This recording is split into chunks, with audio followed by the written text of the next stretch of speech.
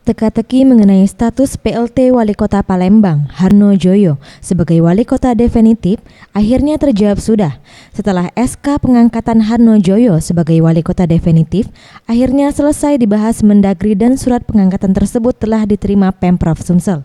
Hal ini dibenarkan Gubernur Sumsel, Alex Nurdin, yang ditemui Rabu, 9 September 2015.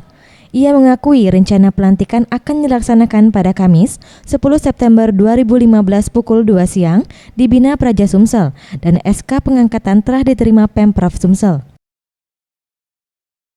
Kenapa besok siang Pak jam 2? Karena pagi ada acara, pagi gitu ada acara hari pangan ya, gitu. Ada acara nih. Berarti Jam 2 siang Pak ya?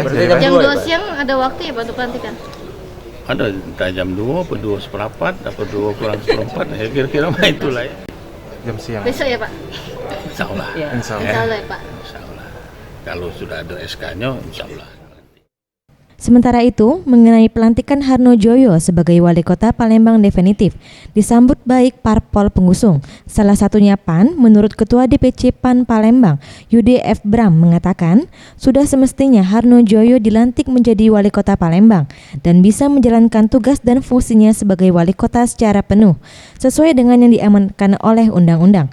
Untuk calon Wawako Palembang, PAN akan mengusulkan 2 nama kepada parpol koalisi lain. Tentunya untuk hasil siapa nama calon Wawako tergantung kesepakatan koalisi dengan parpol lain. Untuk nama-nama memang sekarang kita masih dalam proses penggodokan.